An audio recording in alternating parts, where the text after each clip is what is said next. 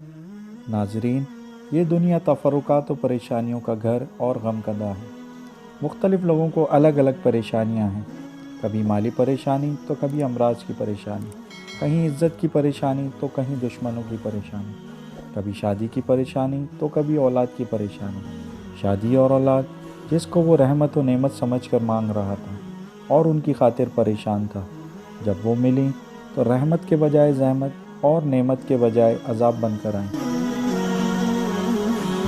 پہلے شادی کے لیے مناسب رشتہ نہ مل رہا تھا، جب شادی ہو گئی تو روز روز کے اختلافات و جھگڑے شروع ہو گئے۔ غرض یہ کہ تمام پریشانیوں کی جس قدر طویل فہرست بھی بنا لیں، ان تمام کا واحد علاج صرف اور صرف یہ ہے کہ اپنے مالک کو راضی کر لیا جائے، جس کے قبضے میں مال و دولت، منصب و عزت، صحت و تندرستی اور سکون و راحت کے سب خزانے ہیں۔ ناظرین، واجبات اور مستحبات کے ساتھ ساتھ اگر ہم وظائف کو بھی اپنی روزمرہ کی زندگی کا حصہ بنا لیں تو اس سے ہماری تکلیفوں اور پریشانیوں میں کمی آ سکتی ہے۔ آئیے ناظرین، ہم آپ کو کچھ ایسے وظائف بتاتے ہیں جس کے پڑھنے سے آپ کی زندگی میں آنے والی مشکلات میں کمی آ سکتی ہے۔ جو لوگ مالی تنگی کی وجہ سے پریشان ہیں، انہیں چاہیے کہ وہ باوضو اور قبلہ رخ ہو کر مسلسل 3 بار سورہ کاف کی تلاوت کرتے ہوئے خدا سے حاجات طلب کریں تو وہ دولت مند بن جائے گا اور اس کی تمام حاجات بھی پوری ہوں گی۔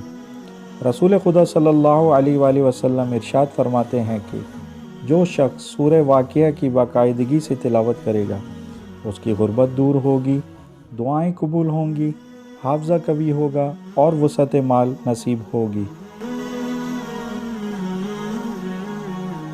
جو لوگ ملازمت میں کافی عرصے سے ایک ہی عہدے پر فائز ہیں اور ان کی ترقی نہیں ہو رہی، تو ان کو چاہیے کہ ہر شب جمعہ 100 بار اسم مبارکہ الزارو کی تلاوت کریں۔ اس اسم کی تلاوت کرنے سے ان کے عہدے میں ترقی ہوگی اور ساتھ ہی ساتھ مال و دولت میں بھی وسعت ہوگی۔ جن لوگوں کے باس آفس میں کام کے دوران سختی سے پیش آتے ہیں اور انہیں بہت پریشان کرتے ہیں، تو انہیں چاہیے کہ روزانہ 100 مرتبہ اسم مبارکہ یا رحیموں کے پڑھنے والے پر خدا تمام مخلوق کو اور خود کو اس کو تمام مخلوق پر مہربان کر دیتا ہے۔